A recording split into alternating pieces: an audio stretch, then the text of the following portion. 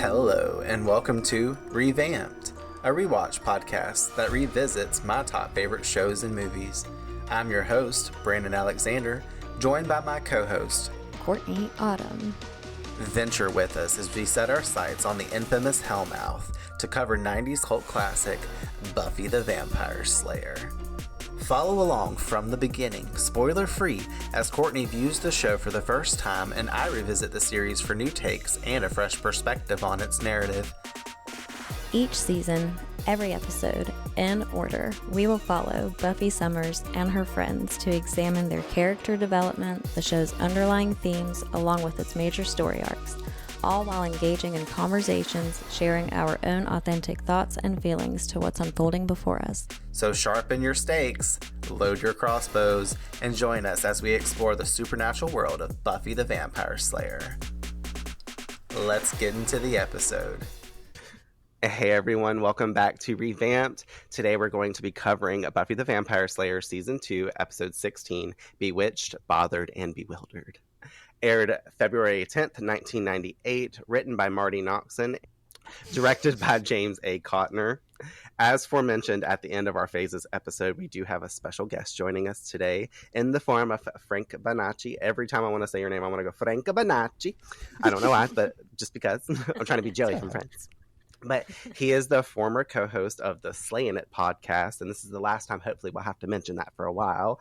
And in my opinion, I'm going to say awesome as fuck, man, because we got to hang out with you yesterday. But thank you for coming to do the episode with us and kind of do that candid interview that we did yesterday. Yeah.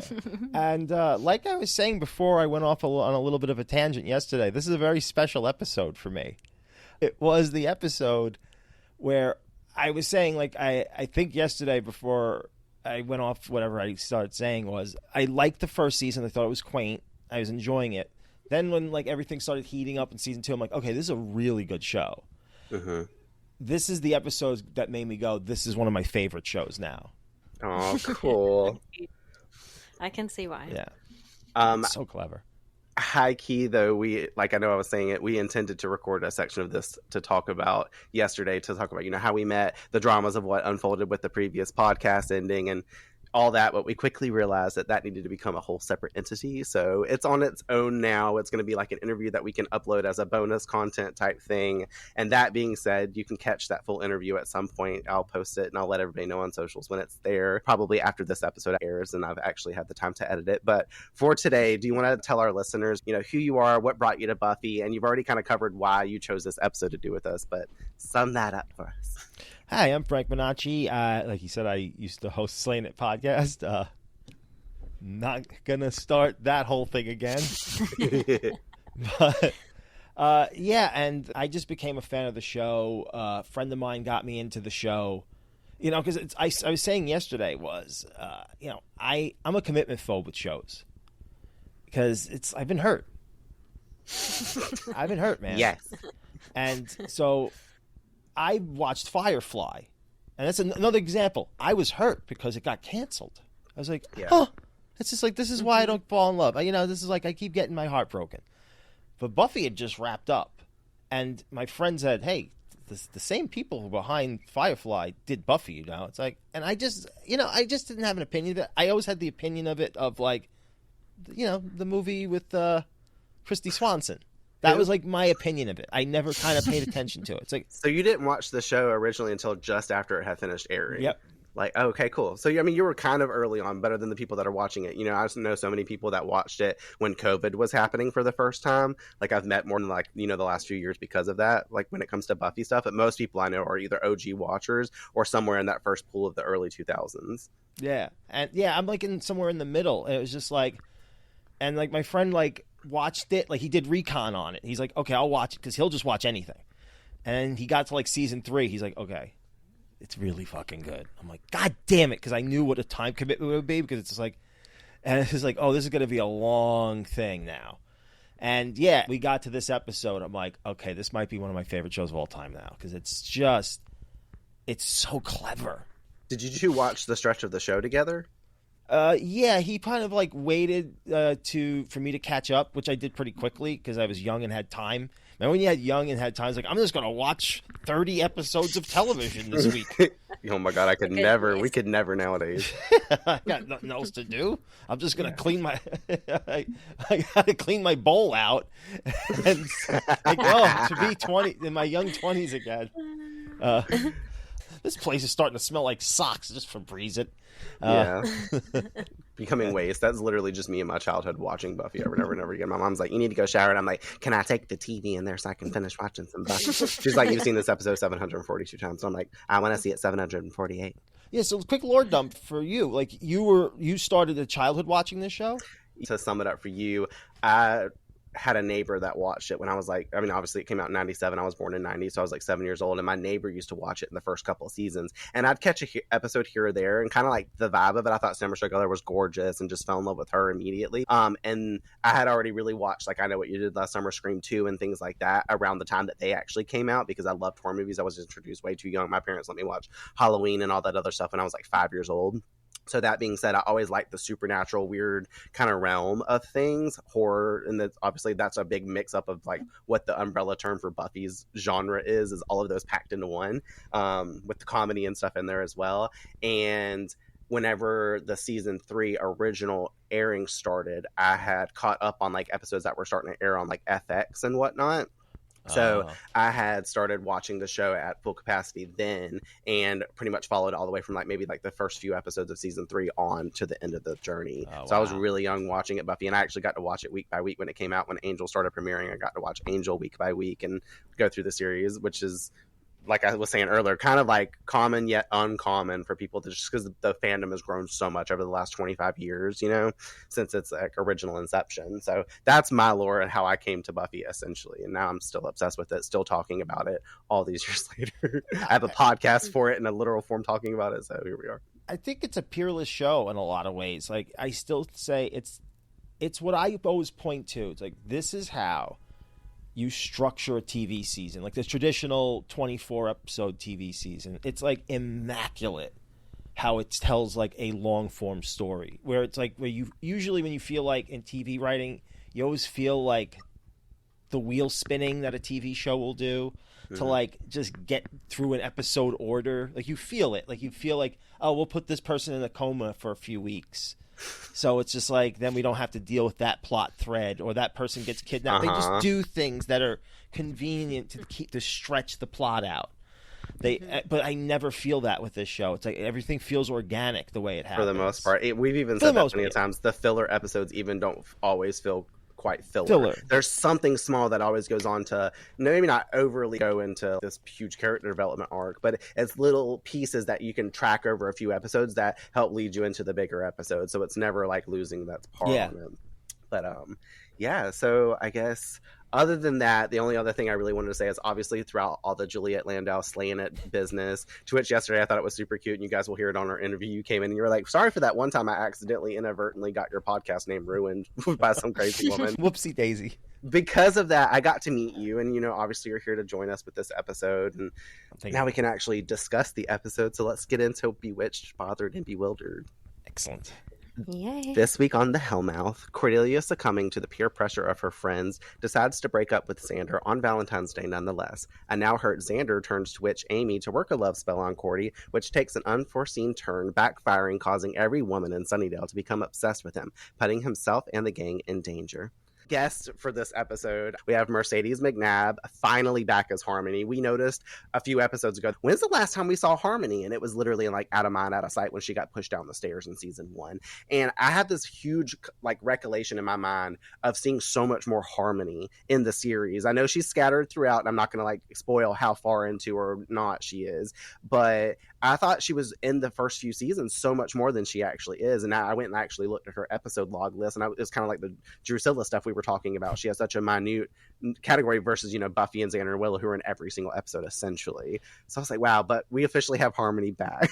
Yeah, it's one of those things that she's peppered just finely enough through the show that you feel that she's like a constant presence when you think back on it. But she really isn't, because I see her so prominently. But we also have Elizabeth Ann Allen back as Amy Madison, who we have also not seen since season 1, episode 3, Witch. Very cool how they brought her back for this one specifically. I could not wait for Courtney to see this, because you're kind of left to like wonder where Amy is, especially after going on for so long, and she's probably somebody that faded off into the background, and you're not even thinking about it anymore after that episode. I don't think we had paid attention, and I wasn't going to bring it up, be like, what do you think ever happened to Amy, and try to like get you to think about it. Glad. Yeah, I'm glad that you didn't, because I for a second, like you said, forgot about Amy, and she's one of those people where it's easy to assume, like in some of the filler episodes where you don't see some of the people again that kind of play a part in some of the plot along the way, and so I thought she could easily be one of those people, you know, that we just don't ever see again, and was just kind of primary for that storyline. But I was happy, and I knew that seeing her like within the first opening scene meant something witchy obviously was going to go down, so it affirmed my Slayerette predictions. Yes, my Slayerette prediction. I was like, this is what Brandon meant. I was like, here goes the witch. Mm-hmm. I love it. This episode, though, is a lot of fun. I really enjoy it. It's truly the best way to show how we spend Valentine's Day on the Hellmouth, because, as we always say, nothing normal can go down on the Hellmouth on a week-by-week basis. We'd be expecting typical romantic cliches, but instead we are presented with the events of the day after Xander invokes magic with not-so-clear intentions, because that's the problem of the whole thing. I'm just going to say, as a practicing witch, that's the whole fucking problem. And this situation serves as a cautionary tale about why you shouldn't dump your partner on this particular day at that. Especially in a world filled with supernatural chaos. While it's easy to judge Xander, though, for his role in setting the events in motion, the episode offers memorable moments that I feel complicate our feelings about him, because, you know, he's ultimately...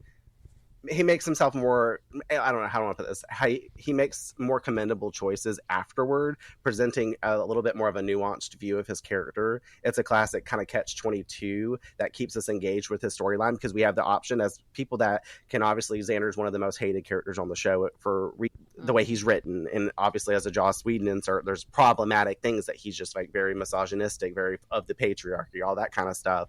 And then there's times like this where he does something really fucked up and we think it could go that route, but then he kind of flips the script on us and isn't annoying us as badly as he was. And if anything, we get to just have like a fun, goofy time with him this episode, and we'll like teeter-totter between the two things that I just said. But he definitely gets a taste of his own medicine more than anything, allowing the narrative to do a lot of the heavy lifting. And what I particularly enjoy about Xander-centric episodes is that they showcase the impulsiveness that we would expect a 17-year-old boy, you know, suddenly dabbling in magic to create for himself. The episode brilliantly brings back witchcraft and reintroduces Amy, as we were saying a second ago. And that's something that we haven't seen in a while, and it adds the other layer to the plot. And apparently we come to find that she's made good use of that cauldron that's been up in the attic with her mom's spell books and all that other shit. So she's been practicing herself and following in dear old Catherine the Great's footsteps. And obviously not in the best way, because, you know, she didn't want to do the spell, but she did it anyways. And she could have printed the first one to be like, well, go tell the teacher what I did, or you know, rat me out to whoever Giles, whatever. She could have just held up a boundary, but she's like, you know, which is always like getting to get in some mischief. But my last thing I'm gonna say is, like, at its core, I think the episode emphasizes the importance of authenticity and not succumbing to peer pressure, because that's a significant lesson for Cordelia that we see this episode. It kind of being a little take on just a Xander and Cordelia-centric episode. We see her take a stand for what she truly wants rather than the expectations of others like she has in the past. And it marks a noteworthy step in her character development. And that's something that I really like about the episode, because this is always like a big theme for Cordelia, is like how we can see her growth, because she's probably the most superficial character that we have on the whole show. And to see her move past this and get to do it in an episode that's, you know, about her boyfriend more than anything, it's cool to like have that be the outcome. But what did you think of it, Courtney? I really, really, really enjoyed this episode for exactly those reasons, because I think it spoke so much on how important it is to be authentic to yourself. And I think that's just like such a challenge that's relatable to most everybody that we go through, whether it's like in high school or at some chapter of life I think we face that within ourselves, where we're either we make the choice to blend in or kind of stand out of the crowd, as like cliche as that sounds. And like you said, it seems like Cordelia, based on like her popularity and all this other stuff, felt like she had this reputation to uphold, and she made a lot of choices based on that until this episode. And I really enjoyed that as much as I enjoyed the flip side of the coin that we got to see on Xander, which was him more or less making choices that I didn't really expect him to make, being that he's a teenage boy with the things that he was confronted with. So it was kind of enlightening to see the side of him and like just endearing, and it made me like him a lot more. And it was a good redemption for Xander coming from the place, you know, where we were in season 1, where he, you know, like the pack vibes and stuff like that. And it's just very refreshing. So all in all, it was refreshing for the people who it was centered around, which were Cordy and Xander, in my opinion. And I really, really enjoyed it for that reason a lot. What about you, Frank? It's the first episode where I really understood the potential of this show. So it starts off very unassuming in the sense that it's like, this is a standard episode. So we had a thing, me and my friend who watched the show together, which we eventually coined, we used to call a Fuck You Joss episode. Which is funny, and I always called this a Fuck You Joss episode, even though it was written by Marty Noxon. But it's that idea of there's this episode where, and not to give anything away, every now and again the show will do this thing where it takes the status quo of the show and kind of flips it on its head. This is like a weird thing where there's the A plot of this episode, which is what you're supposed to be. Valentine's Day. Angel is going to do something bad. There's that looming threat of that. And then there's the B plot of Xander trying to get Cordy back. The B plot becomes so out of fucking control that it overwhelms the A plot that they get pushed out of the episode almost entirely. It's so amazing, and it so makes you go, wait, like it just takes the piss out of all this weight. Like everything's been very tense the last few episodes. And this episode kind of just like really just lets the air out, because it's just like, let's relax a little bit here. Like it's like such a fun episode. And just as a teenage boy's fantasy, what if I got all the girls to like me, or I got the girl to like me, to get flipped? And the moment this show became one of my favorite shows. So in the beginning, he has that hallway walk where he just got dumped, and that one busybody dude just goes, "Way to get dumped, brah." Like that one dick, like, oh my God, who are you and why would you do that? And everybody's giggling at him, and it's like in all those like indignities he's getting. And then that sequence is then repeated when he comes into the hallway in slow motion, and that song kicks on. Got the love, got the love.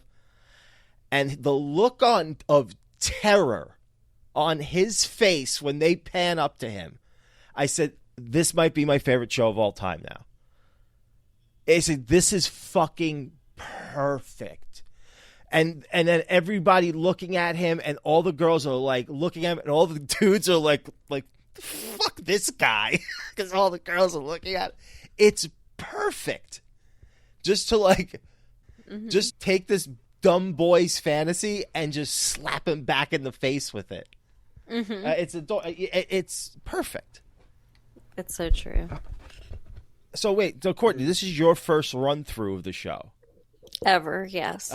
So like in the first season, do you think that this show could be as sophisticated as this? Like this is like a new level of sophistication, I think, for the show. Where it's like, agreed. This is like, whoa, agreed. Like this show just leveled up in like terms of cleverness.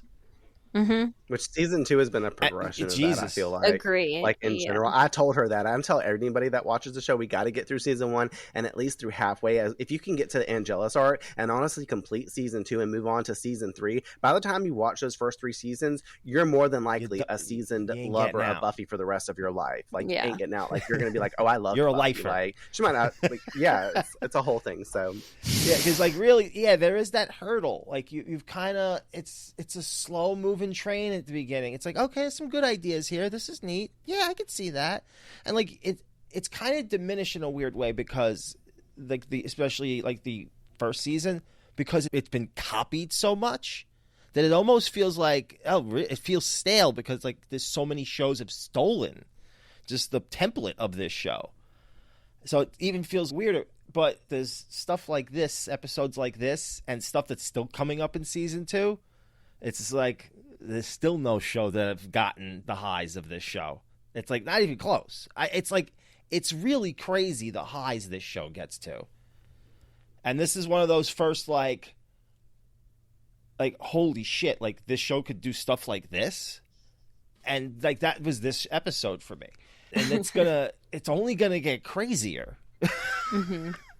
Well, you see that, I think, sprinkled throughout, too. You never have, like, a really true moment to be bored with it, you know? There's that. And then there's also the fact that now, being that I'm watching it for the first time in 2025, it's more or less knowing the potential for me exists also in knowing how much the Buffy verse still exists and how much the fandom around it is like so timeless and loyal, and you rarely see that with a show that's this old, you know? So I feel like there's got to be a reason that's not for no reason. So I do have that almost not really as a spoiler, but as knowing that there's obviously nothing but room for growth and potential and for it to get better, because all these people have been here for decades and they're not going to be talking about a show that sucks for this long and be loyal to it and have this many rewatch podcasts and people that talk about it and love it and are thirsty for more content about it, even though it's existed this long. So I do have that as kind of like an undertone to like know that it gets better, I guess, but obviously without really knowing. But I have looked forward to stuff like this and episodes like this where I'm just like, this is where people were really kind of starting to get hooked in, and I can see that obviously even all this time later. So it did that for me for sure as well.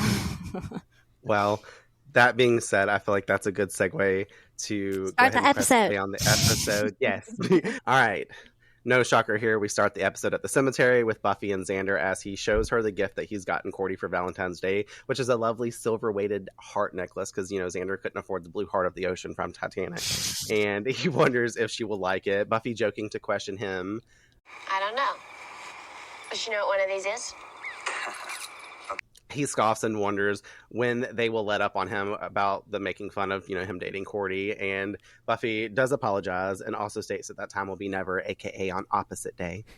Jokes aside, she does tell him that she thinks that he could find someone better, him finding that unlikely due to his Sunnydale options, and the only other person he would have the interest in is currently unavailable, aka Buffy. He goes on about how things are going okay with him, though, and Buffy's at least glad for that, almost really. And also claiming Cordelia will love the gift. Xander paces off to say how he wishes dating was like slaying, simple, direct, stake through the heart, just as the vampire they've been waiting for emerges from the freshly soiled grave, lunging at Xander as he falls back, Buffy pulling it away and honestly beating its ass without him getting any hits in at the first. Like, I think he maybe gets 2 swings on her, and then she dusts him, giving us an eye-pleasing 2K per slave before she finished that motherfucker off. And it's just such I mean, you know, Courtney especially, like, that I love Buffy combating the undead. I love when it's just a classic vampire fight scene.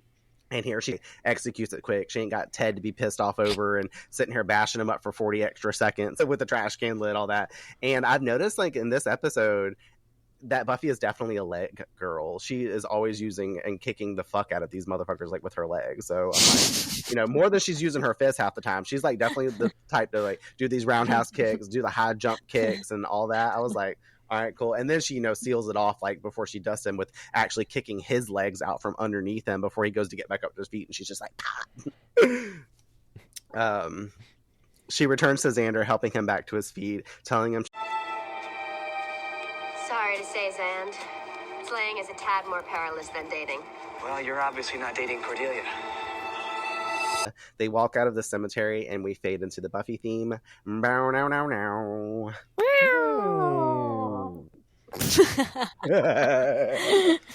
Wow. Really brought my A game to that one. I know, right?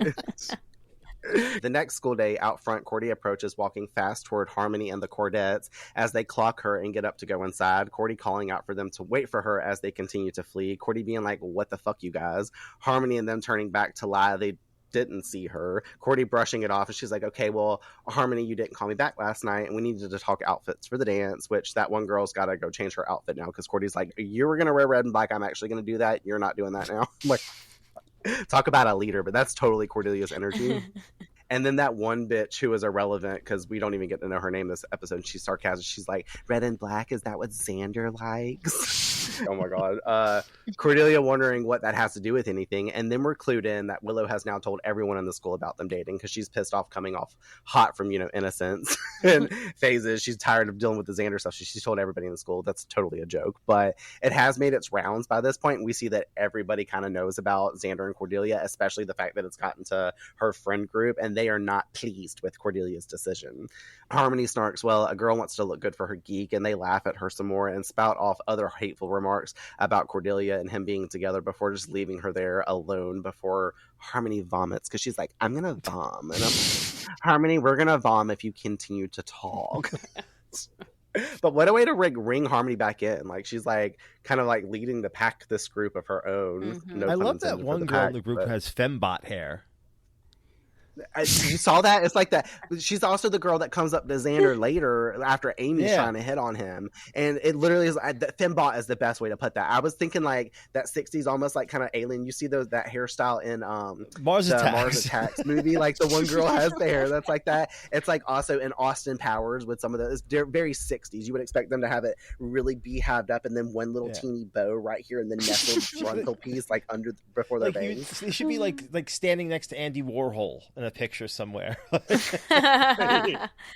Full on to the T. Her outfit didn't fit her hair. I was like expecting something different, but that's a fun call out. That's his Buffy fashion watch. The school bell rings, no surprise there also, and we arrive inside class that's being dismissed by that very bell. The teacher telling them all to turn in their assignments on the way out or it's a failing grade. Xander is hella ready for this D- that he's about to get because he actually did it. And you guys, Buffy has a paper in her hand and she did her fucking homework. I wrote my notes. Oh my God, oh my God, oh my God. It must be because Angel's evil now and she has time for her studies and now she can actually become bookcracker Buffy instead of sitting around making out with Angel all the time. It's fucking dead. Bookcracker Buffy. Willow says hey to Amy, who's in this class with them, her asking Buffy and Willow if they're going to the Valentine's Day dance at the Bronze, and Willow getting so cutely giddy and Buffy being like, go ahead and say it, you know you want to, and Willow proudly just like puckers up and states, my boyfriend's in the band. Cool. Good for Willow. Amy questions if Buffy has a date, and Buffy says that Valentine's Day is bullshit. Amy understanding that means bad breakup, potentially, and believe Buffy when she says, uh-huh.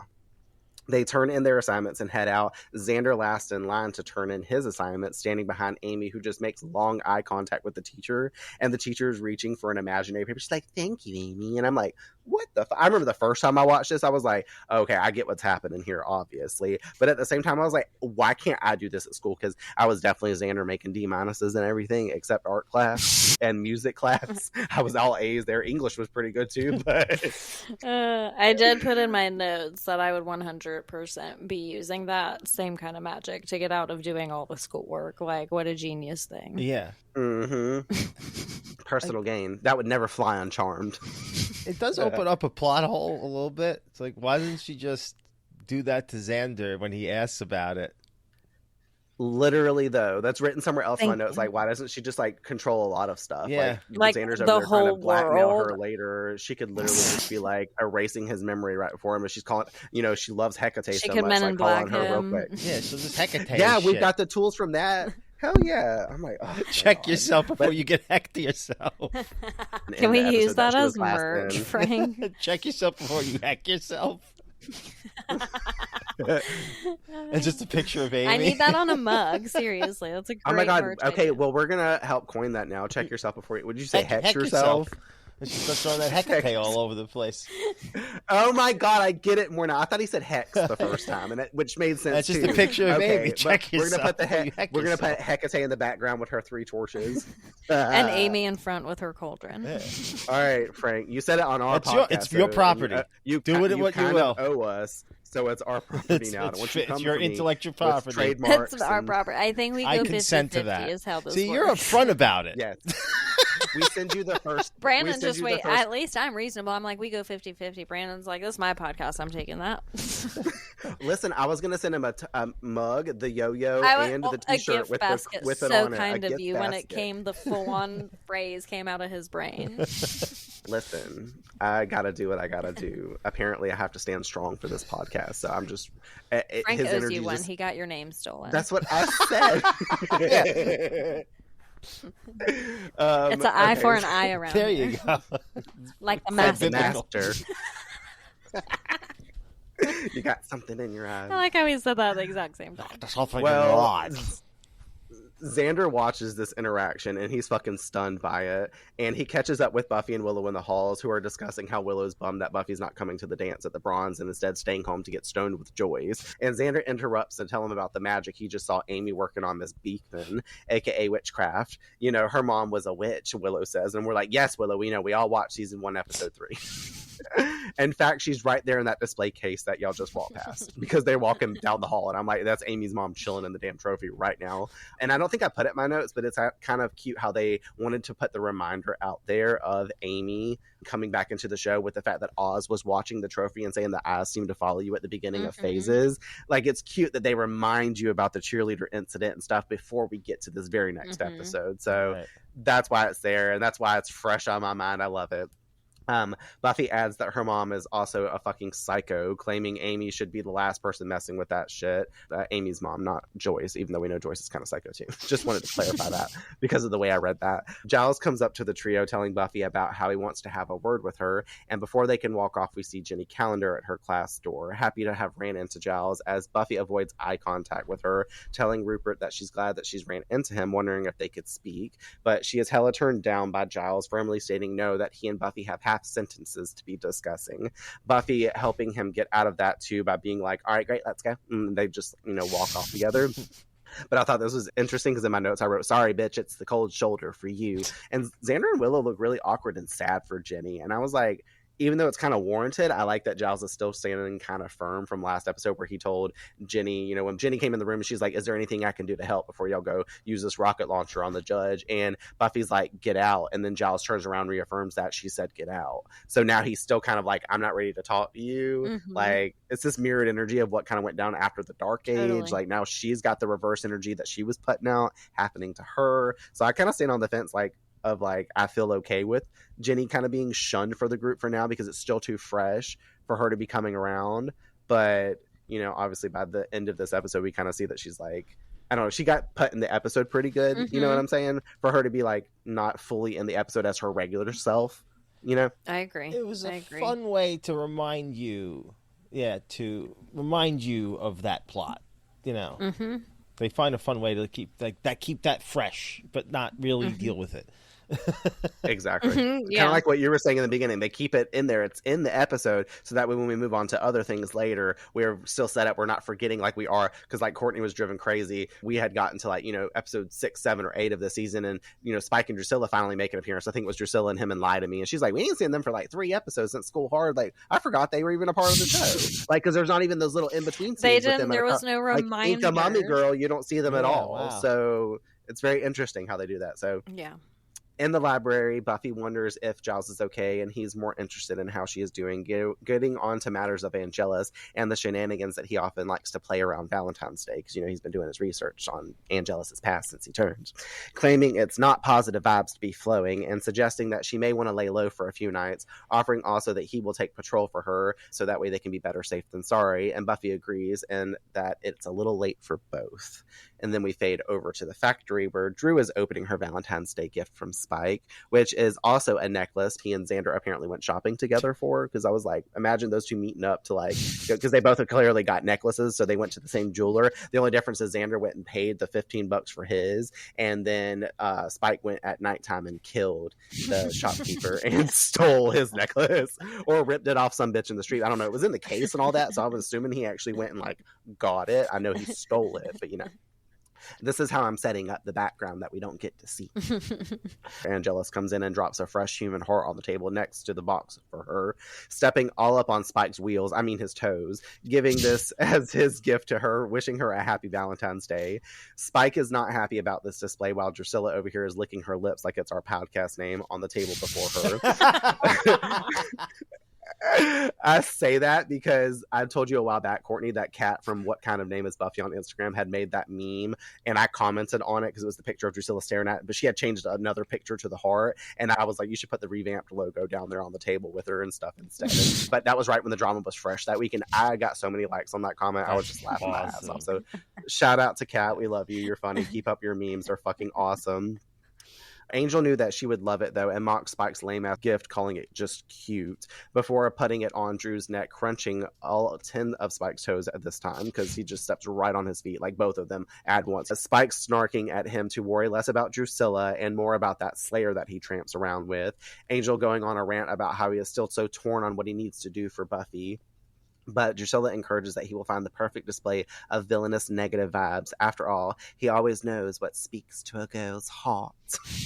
As we close on a shot of the literal heart on the table, which I like the way the camera does that. They put it in the writing and choose to pan the camera down. Like the cinematography there is just beautiful because we know what Angel speaks to a heart. He literally just ripped a girl's heart out. So it's a fun play on words and a way to like bring it in for us, like with the imagery. One thing about this scene is Angelus. And this speaks to this time in movies and television. When good characters went bad, what made them put on guy liner? Did you notice that, Courtney, that this is the first episode when he starts wearing some makeup? He's looking paler than normal. I did notice that he looked different, and I thought it was literally just like him, like... looking more dead or something. Yeah, I don't even know what I chalked it up to. I think I just chalked it up to like him really stepping into full mode in this character. I'm like, he's got like dick written all over his face. Like he's just literally such an asshole. Like seriously, I never thought that I would feel this way about him comparatively to, you know, what we've been dealing with Angel prior to Angelus. And so I'm just like, I literally hate when he comes on screen now. I'm like, I could do without you altogether. I hate everything about who you are. It's Tobey Maguire and Spider-Man 3 vibes. Yes. Yeah, you just don't like Yes. it. Guy liner. 100%. And it's the guy liner. It's the guy liner too, the emo bang hanging over. Except You're he's so got right. this affair. But you are completely right. Whenever he makes that comment to Spike, and he's like, "This is cute," like he's totally being passive aggressive and a dick, and that continuates like the rest of the time. That's what leads. You know, I can't wait. I just did the script for episode 19. It's the last kind of like Bangel energy that we get before the finale, and he's like a dick to Spike that episode, and that's the episode that I realized that like Spike's just kind of fed up with the shit, you know what I mean, which alters the ending and all of the other stuff like that without giving spoilers. But yeah, I can agree with that. I told you in the beginning I love Angelus just because of what he brings to the show, the chaos, the fucking craziness. But at the same time, I don't like how he fucking treats Spike, even though Spike, they're all evil. They all deserve to be treated this way. But he's just got this fucking certain type of attitude to where you are annoyed when he's on the screen. Yeah. If he's not fighting Buffy or dealing with anything else, he's just kind of wasting time being a fucking It's like he's asshole. a villain, but he's like a menace too, you know? Do you ever turn it off, dude? It's just like, Exactly, yeah. And it's just like, I just need you gone at some point. I need you gone, you know? And so I feel like, I don't like anything about this character of his. I get it, and I like it, like you said. I love it for what it adds to the plot and to the show and where all this could go and the craziness that comes from just him solely being this way. But yeah, I fucking hate him. It's amazing. Like, you know, there's always... when you do a show where you have a character go bad, you know, there's always a safety net. You always feel this sense of a safety net where it's like, well, he's not going to do something so bad that you're right, that you can't. You have that line that they won't cross. But like not so. with They're easily redemptive. They've trampled over that. Yeah, at this point, that's gone. Like, you can't redeem this guy. In some ways, there's room. I can't really go into, but there's room. From the outlook now, though, for me, it looks very it's like they're committed to it. It's like dooming, almost. Like there's no room for positive or like a turnaround or empathy, like they strip his empathy completely. So there's no room for you to hope that something will give or like will change him, even like the slightest thing, and because at first at least you had this one thing which for a long time was Buffy, so it's like, well, even if he did all these other things that he didn't ever do, but if he did and it was the worst of the worst, there's still Buffy to be the voice of reason, to be the reason that he doesn't kind of like go off and kill everyone or eat everyone or bite everyone, whatever. And so now that's completely gone and it's just his own like it's this animal instinct almost is what it seems like, where there's no logic, there's no emotion, there's no anything other than just instinct and vengeance and toxicity and chaos, like it's just all the worst things compiled into one. His friend's in a wheelchair and he's just totally alphaing him. It's like, dude, I'm in a fucking wheelchair. Why are you being such a bully like, energy, dude, too? He doesn't have to. I Yeah, can't but he's doing it because, like you said, it's the menace vibes. It's the fact that he can, so that's why he does. And Angelus has probably always been this way. So, now we get especially to see that. right now, and I think he's also being a little extra catty because he's really pissy about the fact that he had to feel emotions a certain way, because the last 80 something years that he's been trapped down in Angelus's psyche, or as Angelus in Angel's psyche, not able to like do what he wants to. I think he's got this time to kill, and now he's kind of been pissy about it. Now he's just kind of like coming out like a fucking teenager because he all died when he was 17, 18 years old, and he's acting out that energy. He's basically Xander this episode, so and moving forward. But yeah, I'm gonna move us over to the bronze because we cut over there as Dingo's "Ate My Baby" performs for the crowd. Willow bobbing her head proud as ever as her mans is up there faking the guitar again and geeking over his cool hair because like she's like, he has cool hair. I'm like, oh my god. And it's now 90s blonde, which means it's gotten that golden strawberry tint because no one knew how to use purple shampoo back in 1998. Like as a hairdresser, I throw that out there. No one knew how to tone shit, so everybody's like, "Oh, they're platinum blonde." And I'm like, that shit is yellow. What are you talking about? It looks like ramen, like cracked out of the package color. Like it's not the inside of a banana peel; it's the outside of the banana. Oz is my wife's first crush. It's like one of my wife's first crushes when she was growing up. He's so cute. Same. I love it. Just like Seth Green in general, Seth, or Oz? Well, it started with with that, and then it just carried over to all things Seth Green. Yeah. I know your wife, obviously, she follows us on the page and stuff like that too, and has interacted with us a good bit. Did she already know about Buffy whenever you guys met? Oh, Stuff? yeah. And that's what helped kind of like make you be like, oh, I love this girl. Like, yeah, okay. That was just a thing. Like that was like one of the first things we met online. BuffyChat.com, yes. Like physically queuing up for Doctor Who. We were both big Doctor Who fans at the time. Oh. So cool. Season 7 premiere, we were waiting online because they were going to have a theatrical premiere in Manhattan. That's how we met. And it turned out we were also big Buffy fans. Nice. Oh, nice. Cool. Cute. I figured, obviously, because I know she likes Buffy, so now I have the backstory a little bit on that. Xander is appearing antsy, awaiting Cordy, who enters the bronze looking hot as fuck in this rose floral black and red dress. I'm so glad she wore this because I know Courtney is like somebody who gets wet for Cordelia. Yes. That shit was dripping. And her hair is hairing this episode too. She looks best in my opinion whenever she's got reds on, and like especially burgundy because she wears burgundy a couple more times this episode. And I noticed that she wears it a lot the rest of the season, just this color. It's one of my favorite on Charisma Carpenter in general. She also looks good in like baby blues, kind of like Buffy does, but it's the opposite. Usually baby blues look really good on a blonde or a cooler toned person, especially people that have blue or green eyes. Just pulls it out. But her dark hair and everything like that, and the tightness of all her clothing without it being like overbearingly tight, like Cordelia's hot as fuck. She sees the Cordettes, which I guess we're gonna call them the Harmdettes now because they ain't the Cordettes. Yeah, they switch allegiances quick. Like they is over there, and she calls out after them only to get them scoffing and walking off from Cordelia in return. And then she is looking defeated as fuck. She's like, I literally just cannot win. Which she'll say again in 5 seconds. We cut over to Buffy's where there's a knock on the door, and her and Joyce got like 7 plates on the coffee table because the Jiffy Jolly Blunt was given hella munchies tonight. Buffy offers to go get the door because Joyce is too stoned to get up. And Joyce, here you see her hand in that bowl of popcorn, and Joyce attempt to eat a handful, and she drops them all over the place. Which, I mean, most time you take a handful of popcorn, you're going to drop a few pieces. But she near drops all but one. And I was like, this is the kind of shit that I can see where Prophecy Girls podcast coined the fact that if you really watch watch the show and pretend Joyce is a stoner, it tracks because she looks like she's high with everything that she does. She's always fucking baked. And this is the moment when I was like, she totally smoked with Buffy. She's been seeing that ever since Ted and Innocent surprised. Buffy's just had a shitty run of the luck. She's been acting low on energy. So she's like, well, babe, I'm going to let you, since you're 17, now start smoking weed with me. So now they're just home on Valentine's Day getting high and having a pig fest on the fucking thing. I was like, this Quite is literally. every time we hang out. You are just too tense. Like, Joyce just comes in.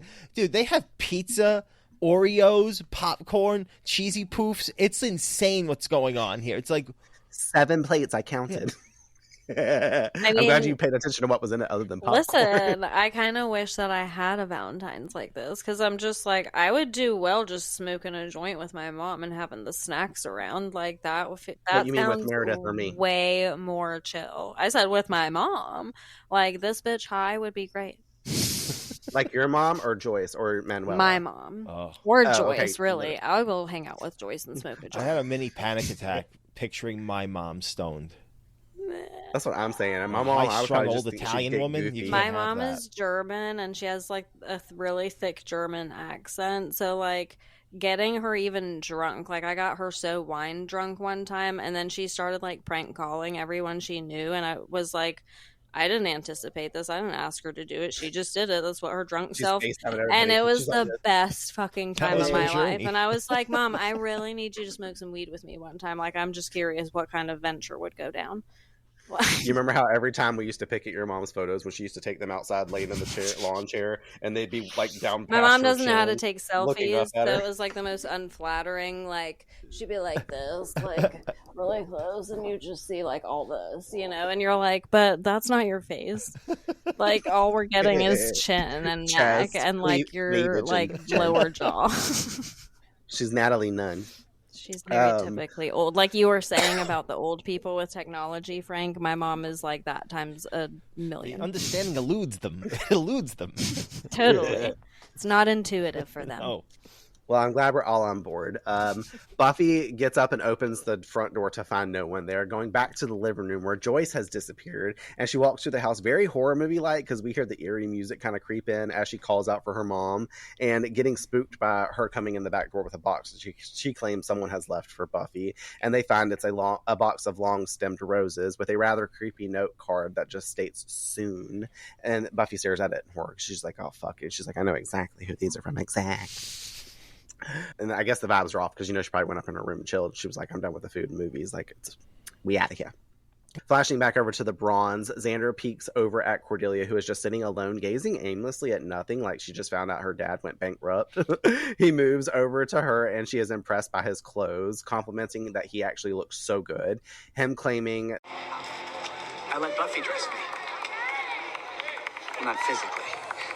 her retorting how perfect he had to make this harder. Him confused, the visible pleasing got them off on the wrong foot. Her starting to tell him something, but he cuts her off to finish. He's been thinking seriously about their kisses here and kissies there, and offering maybe it's just not the hormones. Maybe there is something truly there between them. Handing her the gift, and she is completely stunned by the fact that he even got her something. And you can tell that she is really taken aback and happy over it as she opens it up, holding it up to call it beautiful, looking at him in the same motion to tell him, I want to break up. This moment right here is iconic for me. Like, his smile fades, his mouth drops, and the reaction that he just got is definitely not what he was looking for. She apologizes, offering, you know, who are they kidding? Even if they do see specialness in one another, they just don't fit. And he gets slightly heated to state, Okay. Do you know what's a good day to break up with somebody? Any day besides Valentine's Day. I mean, what? Were you running low on dramatic irony? I know. I didn't mean to do it this way. Well, you did.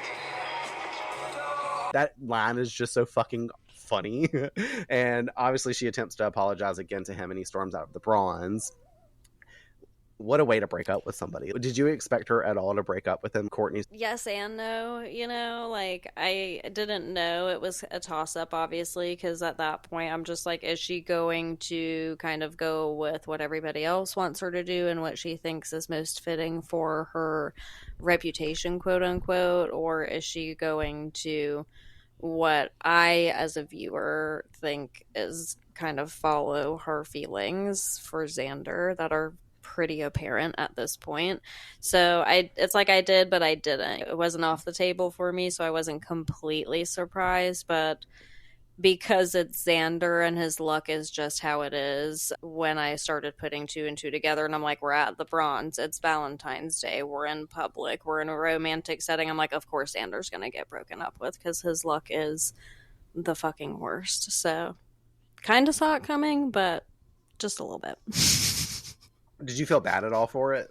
Or you're like, oh my God, or yeah. did you think that it was going to, like, what happened by the end? Did you think that would come transpire? Or do you think they were just done at this point? Because I knew that a part of my, like, prediction was right as far as the spellboundness of this show is concerned. I felt like there was obviously a little hope. I just didn't know if that hope was laced with authenticity or not, because obviously the element of like witchcraft was clear. So I was like, I thought, what you would think, which is that he's gonna somehow like figure out how to cast a spell on Cordelia, and in that way there might be hope. So I thought that kind of thing at that point. Yeah, and I feel like that could go either way too, because like Cordelia obviously is like kind of warmed in the heart by the fact that he, the spell was for me. Like she gets okay with that, and that helps, reprimand everything, get it back on track. But it also could have been the flip side. I feel like if it was somebody like me, I would have been pissed off by that, and I would have been like, bro, you're casting magic on me and shit like that. Like we're actually definitely done. I mean, like it's just, you don't perform stuff without someone's consent on them, like, and take their autonomy and their agency and all of that away from them, because that's what he aimed to essentially do, so that way he could then in turn hurt her. Obviously, I know I'm jumping a little ahead, but it connects with what you just said. Agreed. I'm just really impressed by Charisma's performance in this episode, and it's the most you've gotten to see her do, I think, in the sense that she really sells the conflict really well, like that she's going through. Like she makes her like, even though she's kind of doing a really shitty thing, breaking up with him this way because of peer pressure, you kind of understand, you kind of feel empathy for her. Totally. Yeah. And you see the conflict that she's fighting. And it's all because, like, I think of her performance, because of how she shows you the conflict she's going through. It's not an easy decision for her, and she hates it. But, she's just trying to make what she thinks the best decision is. Because she's worked hard for her social standing.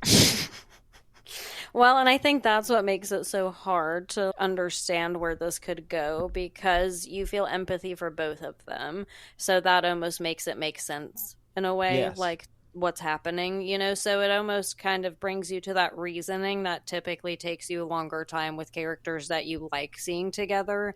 When they separate, you usually have a longer moment of like, oh shit, well, where's the light at the end of the tunnel where they're getting back together. But in this case scenario, because you sympathize for both of them, you're kind of like, well, it makes sense. It just goes back to how it was, I guess, and that could make sense for the show. Like, there's no way to tell, really, because of the fact that I felt sympathy for both of them. So it's not like you're not very hopeful for it to go either way, because it makes sense for them to be separate, but it also makes sense for them to be together. So it wasn't like I was on this bandwagon of like, I hope they get back together. It just, for me, I was like, it makes sense. Yeah. It's sad, it's bittersweet, but it makes sense.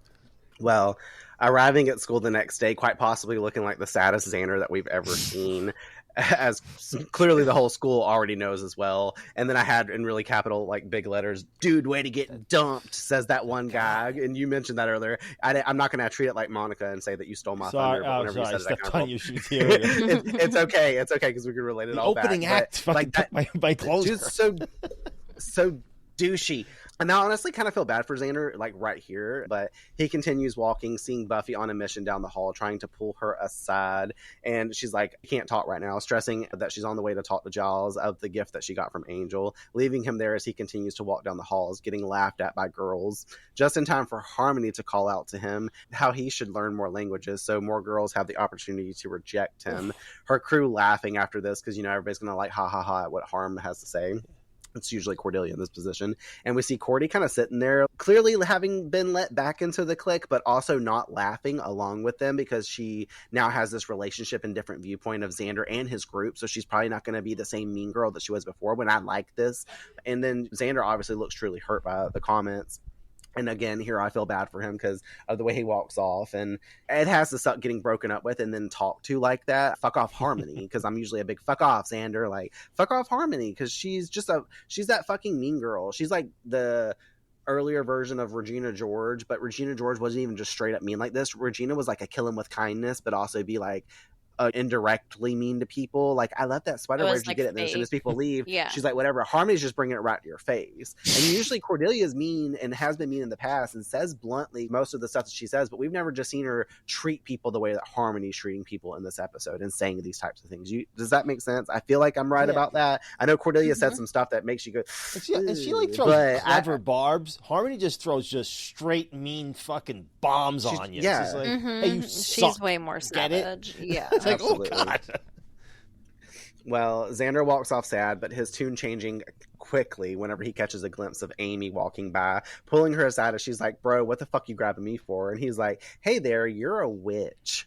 Real quick though, Courtney, as soon as you saw him rip Amy to the side, were you like, I know you said you were excited that she was back in the episode, but did you just seeing her pop up on the screen, you're like, oh fuck, this is it, you know? Yeah, I literally have a note, and I was like, okay, I love Xander's quick logic on utilizing the witch in the school, but I also loved, I think, what you're about to say, which I'll say it for you, is that he, like, when he snatched her up to the side and he was, like, talking about blackmailing her, and he's like, I figured I'd bring it up since I'm about to blackmail you. That's a great line. And I was like, so typical Xander, but yeah, I love the logic here, and just like the placement of Amy altogether in the show in this episode was great. So yeah. She's like, no, I'm not. That was my mom, remember? And he is like, yeah, you're a fucking liar because I saw that shit you did with the homework the other day. And obviously makes the comment that Courtney just did about blackmailing and stuff. He laughs, demanding that he wants her to do a spell for him. What do I want? I want some respect around here. I want, for once, to come out ahead. I want the Hellmouth to be working for me. You and me, Amy. We're gonna cast a little spell. Turning back an eye to Cordy down the hall. And I like that shot because as soon as he turns around and looks at Cordelia, we can't see her in the frame, and she just like looks out to see what he's looking at down the hall, and like it kind of puts them as a duo, letting us know that they're the ones that are going to cause this problem moving forward. So it was really cool. But I like it. The fact that Amy's back, the fact that she's now a witch, a practicing witch, not a good one. I will put it out there because she does a spell that she should have called out from her books and reading that was not well intended. The two go to a nearby class to discuss the love spell that he wants to cast. Her claiming that type of stuff is hard, making someone love you, but he is just like, no, I want to like have her want me desperately so I can break up with her and subject her to the same bullshit she's been putting me through.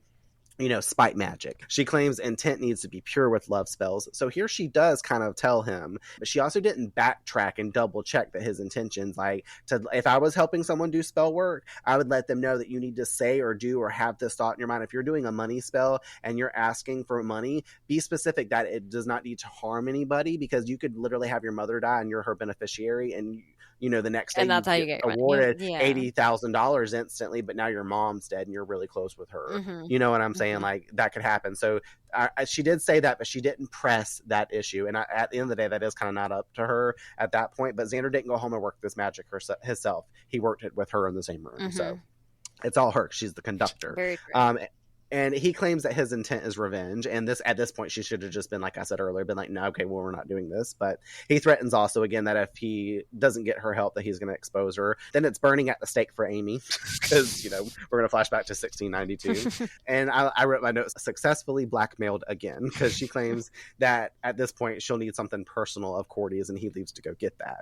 I'm like, damn. I mean, I guess when you're 16, 17 years old, when you have somebody with weight over your head, you get more scared of the repercussions and people finding out about shit. So you're like, no, like when you hit your little sister and she starts crying, you're like, shut up, mom's gonna come fucking beat her ass. Like, it's giving that for me. So that's, I think, why she overall goes along with it, because she just doesn't want to like deal with any problems, even though like I don't get why Frank, like, he made the comment like she could just make this all go away if she really wanted to. Doesn't she have a book for this, a spell somewhere? Like I don't know, but we can't have that, or we wouldn't have the episode, you know. Maybe it's like it you know, there's a refresh rate like in a video game. It's just like it's got to like it takes a few weeks to like the refresh. I only get like one per mission. I gotta buy more gold gems. There's in-game currency. I don't know how magic works. Yeah, that's exactly how it works. In the library, Buffy enters and slaps the note on Book's Giles that reads soon, and Giles is like, what the fuck? Telling him that Angel sent it with flowers. Buffy telling him that also she needs him to go ahead and tell her of all the stuff that she didn't want to know about Angel, so that way she's, capable enough to be prepared. Out in the halls, Xander walks up to Cordy, who turns and tries to flee away from him. That shit's so funny, because, like, as soon as she sees him coming, you can't see, like, him... or what like she's looking at, but then he runs up and you're like, oh shit, she's beelining it away from Xander. I thought it was fucking funny. Where am I at? Hold on.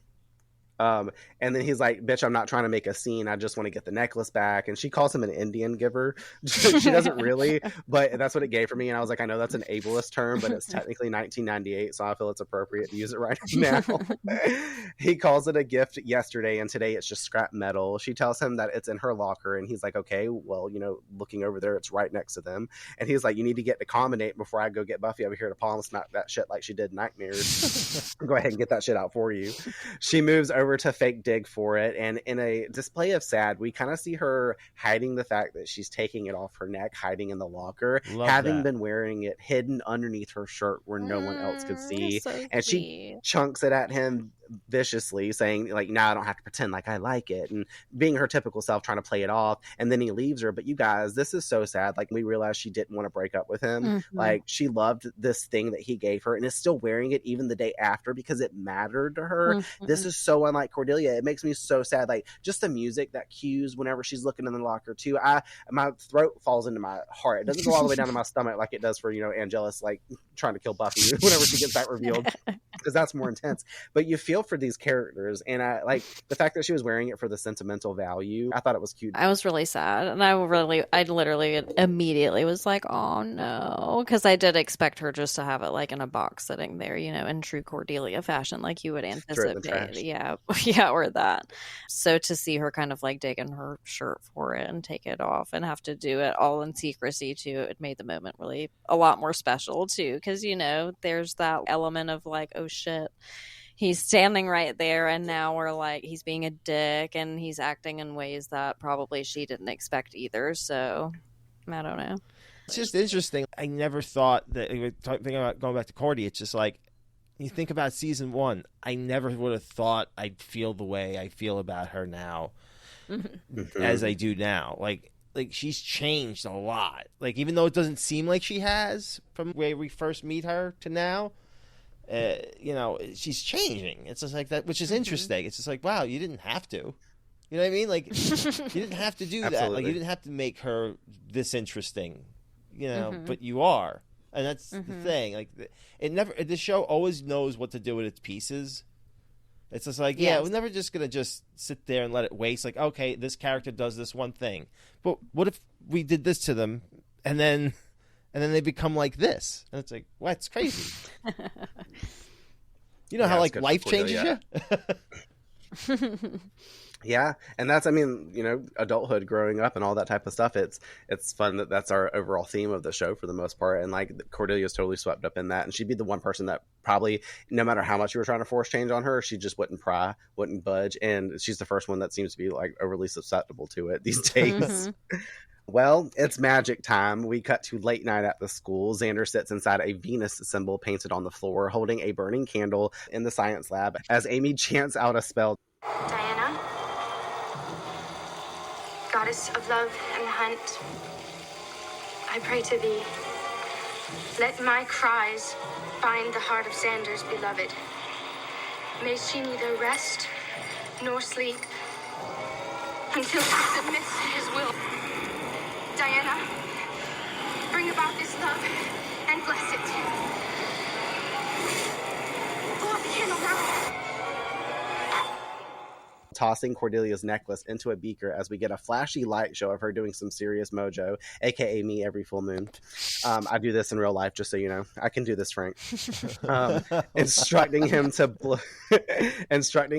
out the candle to complete the spell, and the screen goes dark. The CGI and all the stuff that they use really good of the times. I really like the effects that they got popping off right here. It really does look like she's like conducting this magic in her palm of her hands. I'm amazed by it. The show was coming from far. They even did a pretty good job in Witch with her mom, you know, doing the look upon thy enemy spell before Buffy kicks the mirror down and all that stuff. Like the work in that is kind of nice and reminiscent of this, but now it's just upgraded. And obviously I'm sure the stuff they could do nowadays is just chef's kiss. But I did want to point out that elements of Amy's spell, like, okay, so Xander sits inside the planetary symbol for Venus, which represents feminine energy. So he's inside the circle part, thus, in my opinion, mixed with his intentions not being pure is what kind of makes him the center of every woman's affection, just as coming from my standpoint on it, looking at it, how it's presented in the episode. Amy has drawn also 3 red stripes down his chest, which I'm not really certain what the standpoint on that is or the representation, but I know the color red stands for love, and the Venus symbol is also in that color as well. Also stands for passion. And Cordy's picture is also in the circle with Xander, which is, to me, when you draw a circle around somebody, whether it's the Venus symbol or not, a circle means you're protected. So the fact that that picture was inside the circle with him and his intent wasn't pure, I think that's why the spell does not affect Cordelia. I think it's because she's literally protected, just like Xander is protected, quote unquote, inside the circle, or should have been. He's not. But I think that's what helps to like kind of throw it wonky.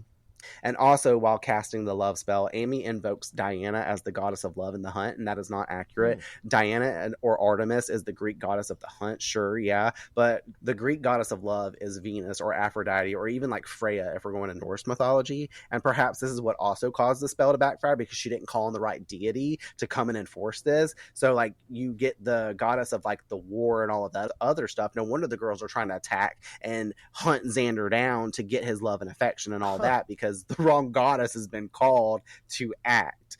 Hecate, who she is glorifying this whole episode, you know, fucking work thy will bullshit every 5 seconds. But if she had a call on Hecate could have pulled this off faster than one of the other love patrons, like 100%. Just throwing that out there for people that don't know about magic.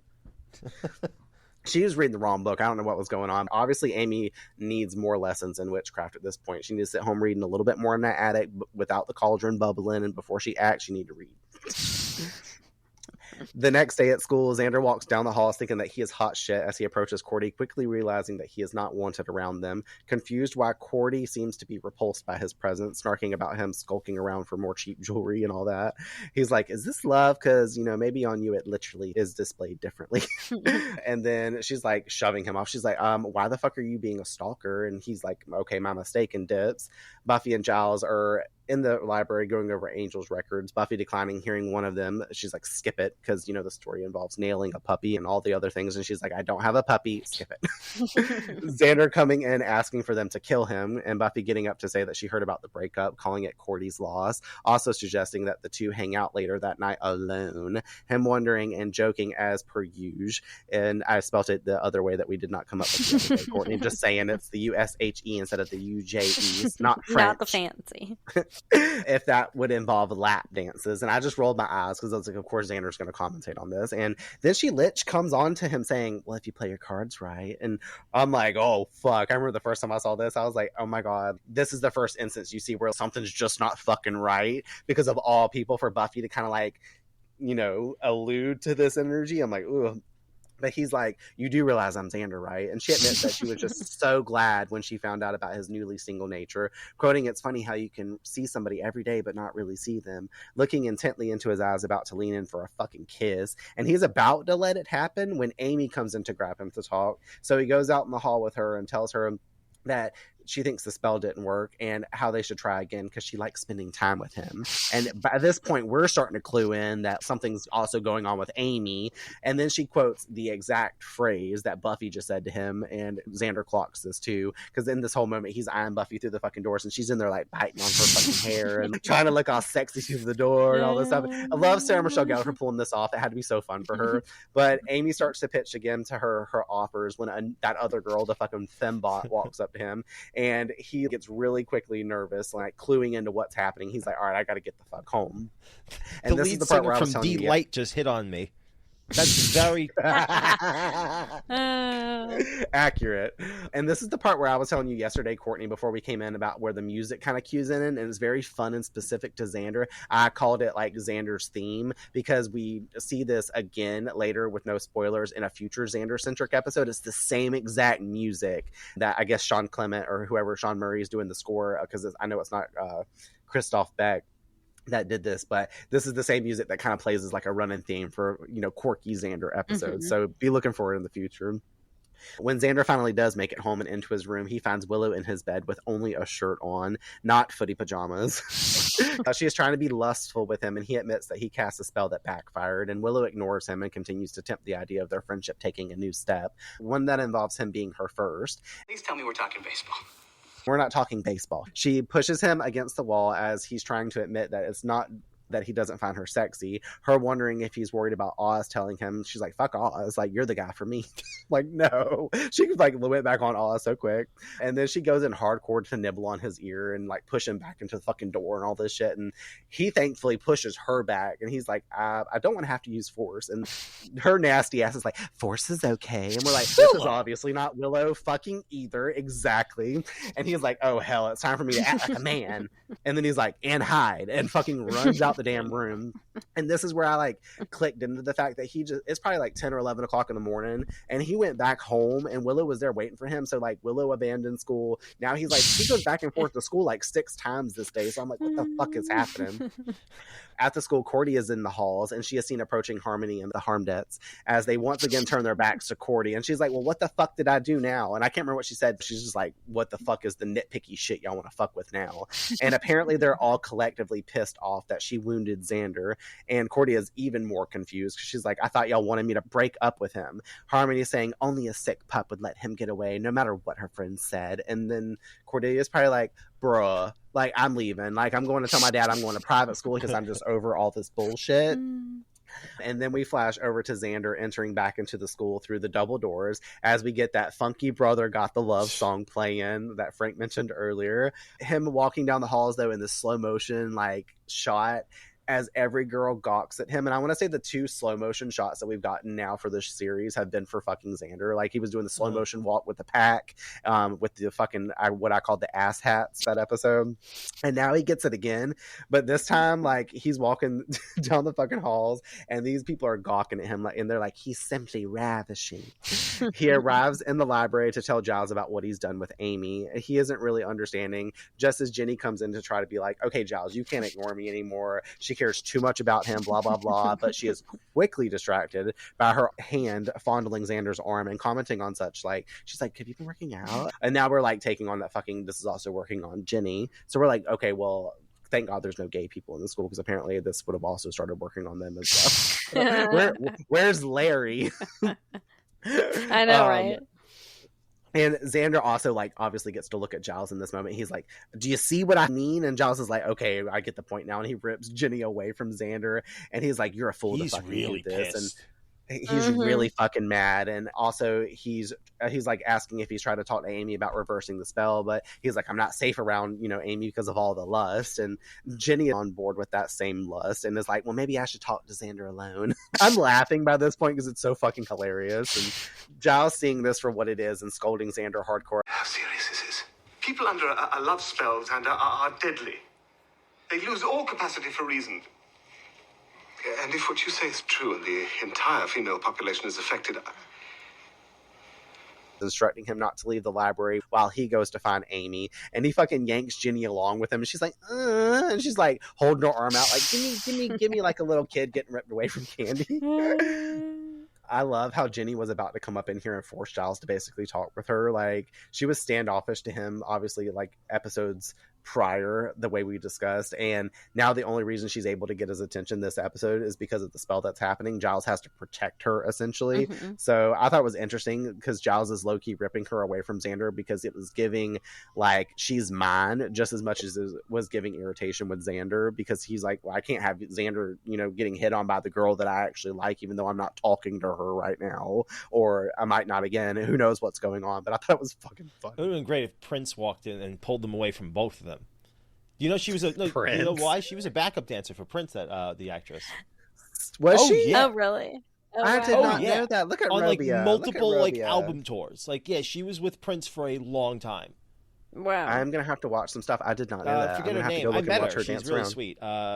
Fucking Jenny Gone. Forget the actress's name. Really sweet. Um, That's what I wanted to interview her because it's like yeah Buffy yeah. What was it like being a backup dancer for Prince? Like, that's what I want to know about. Positive. The actual questions aside. Shut up, Juliet. I got this one. I know, right? You can do a part 1 and a part 2. We'll do 2 parts on this one. This is worth 2 parts. Yes, exactly. Well, once they are gone, Xander moves quickly to block both the doors, and that fucking quirky-ass music cues in again. And he slides the card index over in front of the door, and then Buffy just opens the door the opposite way, with like not even blocking anything, which I thought was interesting, because I was like, was this door always reversible? Why was it not reversible when all the vampires were trying to get in on Prophecy Girl, and they barricaded it, was keeping them out? Like, what, did they flip the latch the wrong way? Giles had it open because he was bringing in books. Like, where's the back? It's such a good gag, bullshit? Though. I guess they made a choice. They just said, you know what, the gag is so good. And it works really well here because it's so funny to watch Buffy just swing the door open after he put the effort to try to block it. And she's got the Willow vibes, only wearing a black satin coat and heels, and clearly there's probably nothing underneath, which I'm totally okay. Sarah Michelle Gellar wants to come hang out with me in this outfit. And she full on comes on to him, and he won't let it happen no matter how hard she's trying and how bad she wants to just give into it. He claims he knows this wouldn't be right, and she grows angry, thinking that he's just toying with her, and how he could make her start to feel this way and then reject her. And we're all thinking, like, making a Slayer angry probably not the best move, but because like she definitely, we've seen how she overreacted with Ted. She's on the fence like after this Angel stuff. She could use a good beat somebody up session, so you might want to watch out, Xander. And you got this love spell working too, and it's gonna get vicious, so but she's about 1 second from busting his ass before Amy interrupts, saying to get away from him, that he is hers.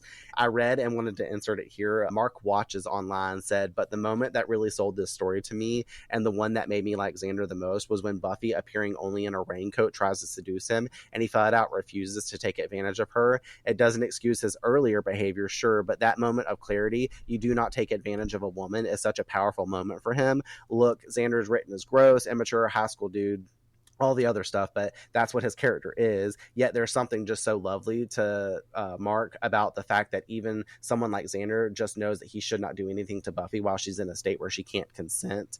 On top of that, we have Giles, who acts as a clear critic of what Xander's done, almost disgusted with his particular brand of self-serving decision making. And then that ends the quote. But I thought that was interesting to kind of play off of what you were saying earlier, and then hear about Xander, how I was saying I viewed Xander, we all viewed Xander differently this episode, because in the pack he was overtaken by an animal spirit, and obviously he was kind of pushed down like Angelus was whenever Angel had his soul. But afterward he came out and he didn't apologize or say that he remembered and is upset by the things that he did. He just wanted to hush about it. He didn't want to take responsibility in any way, shape, or form. Whereas here it kind of almost a little bit makes up for that energy for me to make me feel better about Xander. You know, he's an idiot. Like, he's an idiot, but like, he doesn't mean it. That's the thing about him. It's like, he doesn't mean it. He's really just painful. He's a teenage boy. He's a teenage boy, and they're not the brightest bunch. That's why I gave him grace so much this episode. Like I said, what else do we expect from a 17-year-old boy that gets used to magic the first time? So then we get a slew of sexy, iconic Buffy hair flips, because she's just flipping her head fucking back and forth, and tries to urge Xander to tell Amy to fuck off. Amy knows, like Xander, what his heart wants, though. And Buffy knows what Amy's face wants as she gets punched in the face. Oh my god. Now scolding Xander about him two-timing her like Lyle Gorch. Like, I was like flashing back to that episode where she's like, I thought you'd never cheat on me again, honey. Unfortunately for Buffy, she's met her match, and Amy stands up, calling upon my girl Hecate, evoking her as light appears from her hands, and she chants some shit, shooting it at Buffy, and Buffy disappears and her coat drops to the floor. What did you expect happened to Buffy before we obviously get the reveal of what happened to Buffy, Courtney? I just thought she disappeared. She just made her poop. Like, legit. I was like, oh, fuck. What does this mean? She's Where'd like she Obi-Wan. go? She send her off to hang out with Marcy somewhere or something. Oh you my know, God. like, that's what I thought. Well, At this point, Giles and Jenny re-enter the library, wondering what just happened, since I guess they saw some of the flashy show from outside, and Xander pointing to the coat on the ground saying Buffy. Giles asking where is she as a rat emerges from the coat sleeve, as Amy is like, what the fuck? Who's this Jenny bitch? Like, she need to get the fuck out of here. Leading Amy and Jenny to basically get into a fight over Xander, and Amy about to do that same shit. She starts going like the same fucking Hecate spew, and I'm like, oh my god. And I love the quote with Xander because he's like, quit with the Hecate, and covers her mouth and pulls her off to the side. I was like, that phrase always makes me laugh. But were you surprised as fuck when the rat ran out of the damn coat sleeve, though? You're like, oh, fucking crazy, I think the rat. Hell yeah. They kind of have to. It's actually an interesting solution to a problem this episode would have, because Buffy's too OP. So you can't have the rest of the episode have where all these other girls are fighting over, because she'd literally just like mow everybody else down. So you kind of have to get her off the playing field. Well, there's actually a reason why Sarah Michelle Gellar wasn't in the episode, but we'll talk about that in Buffy Fun Facts. We flash back out into the halls where Cordy gets surrounded by Harmony and a shit ton of other girls who are there to hate on her some more. And Harmony is there to slap Cordelia across the fucking face because she's like ran out of her Midol.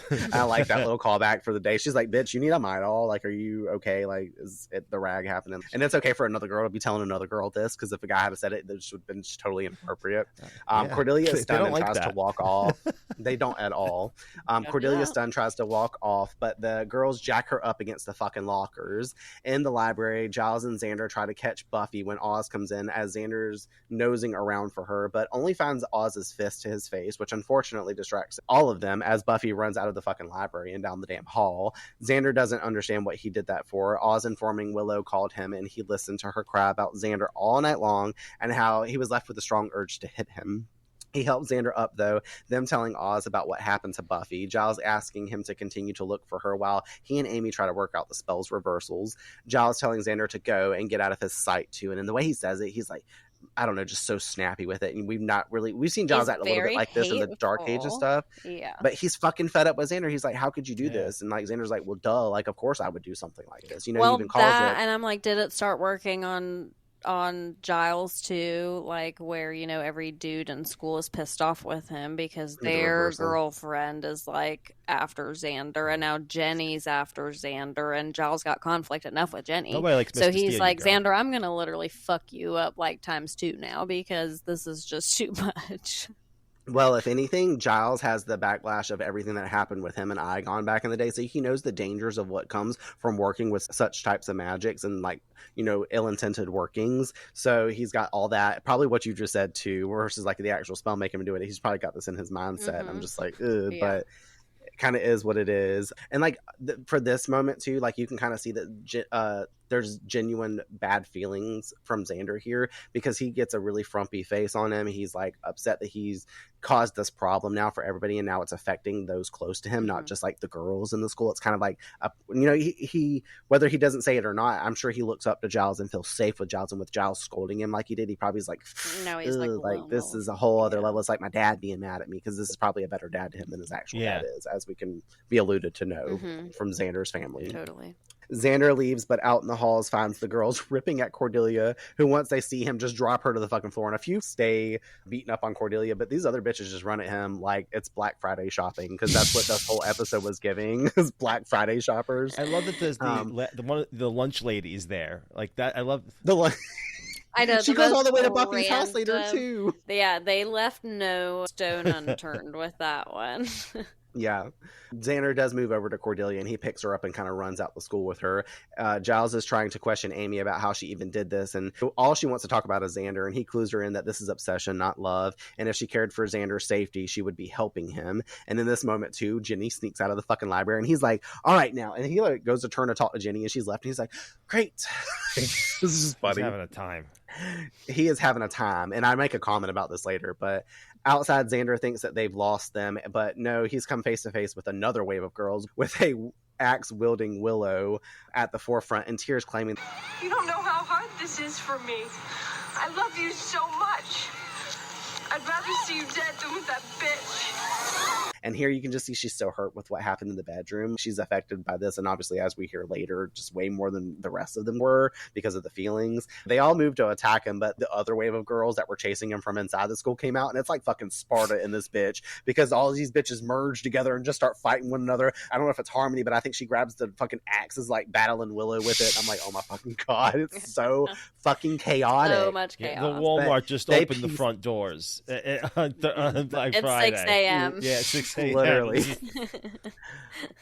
We get a quick little flash scene of Oz hunting for Buffy Rat in the basement, and Buffy's just down there trying to urban explore. But unfortunately for her, Amy's black cat from the Trunken Witch is now at the school, screeching out at the rats, chasing after it. And I'm like, conveniently, there's a fucking black cat in the episode. What is this cat doing here in the bottom of the basement of the school? It's plot convenience more than likely, but at the same time, like, really?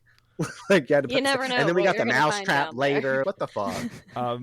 You know what I appreciate that I noticed this time watching it for this. Now, I'm not a big fan of the remasters, like a lot of people aren't. I'm not the biggest fan of them.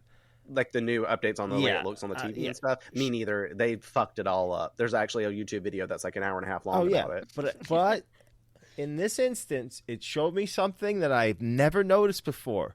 The rat, when it runs away from the cat, has clearly peed in the spot it was standing in. Buffy pissing. And I was like, holy shit, that mouse just peed. That's because the mouse fucking saw that damn cat, and he's like, I didn't sign up for this when I got paid for this gig. They didn't tell me near-death experiences. Bro, like, I was told there would be no cat here. Just like, I know, literally. And looks just like Y'all Frank did on the screen. Y'all said no cat. Liars. Well, Xander and Cordy run down the street, having finally lost the girls, as Cordy questions what the fuck is going on, wondering who died and made him Elvis. They are near Buffy's house and decide to take shelter there. Beating on the door as Joyce answers, and they just barge the fuck into when she opens the door. Joyce questions what happened to Xander since he's all scratched up and wondering where Buffy is. She's like, why are y'all here and my daughter's not? They're like, she's around somewhere. Joyce telling Cordy to go upstairs and get some bandages from the bathroom, leaving Joyce to tend to Xander, offering him a drink. She's like, something cold or something hot. Whatever. And, you know, she loves to give people options. Yes, like, I wrote it in my notes. I wrote it's giving something little or something big. Sativa, or you want to like relax some indica, you know, because we've I love it. He's already on board. She decides for him though, because the mood is screaming hot as she starts to come on to him, giving him a fucking shoulder rub. She act like me and Courtney, we're licensed massage therapists, and she's about to rub him down. And then she almost kisses his neck before Cordy comes in and is like, bitch, the fuck? You've been smoking something? And we're like, okay, well, we already know that. But Joyce is like, that's besides the point now, Cordy. Now go back upstairs. And Cordy just shuts this bitch out of her fucking house, locks her the fuck out, telling her, she's like, and keep your mom-aged mitts off my boyfriend. Former. I thought it was so funny. Cordy once again asking Xander, why has everyone gone insane? Him being like, is it so hard to think that another woman would find me attractive? And she claims, well, the only way this would be the case is witchcraft. And boy, talk about a nail on the head, because he calls this a good point as Joyce breaks through the window trying to get in the door. She's like, Xander, honey, let Joycey in. And I got triggered because the last time we heard her get called Joycey was from Ted. She done took too many notes. Listen, the way that her hand was so frantically like reaching for the fucking thing, I'm like, number one, bitch, this is your house. You know you're high when you can't locate the fucking knob, bro. You're acting like you're in a stranger's place, like, and the lights are off. Like, and her hand's like not even near it. They like that shit was funny. I can't, but I loved her face because she genuinely was like the perfect amount of creepy, where you're just like, and crazy, this is Joyce at her most unhinged state so far. Like, well, that edible had just hit too. The mixture of the edible and the spell, it was too much. I want to bang my daughter's friend. Is this even real? Is this real life?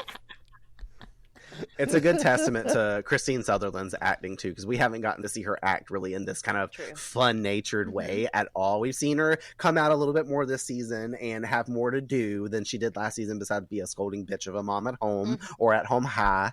But it was fun. Yes. Xander's like, let's get up in Buffy's room, so they run in there and lock themselves in. Xander peeking out of her open window, and this ain't really Xander's day, because Angelus fucking grabs him through it and pulls him outside. Another quick shot of Buffy Rat exploring the basement, and the cat is not on its tail anymore. This ain't Buffy's day either, because now she's finding some cheese on a mouse trap, nonetheless. And we're like, oh my god, she's going to land on this fucking thing and get her neck snapped. Like, oh my god. I started sweating a little bit, like, the first time I watched it, because I was like, is this another episode where Buffy dies? Like, what the fuck?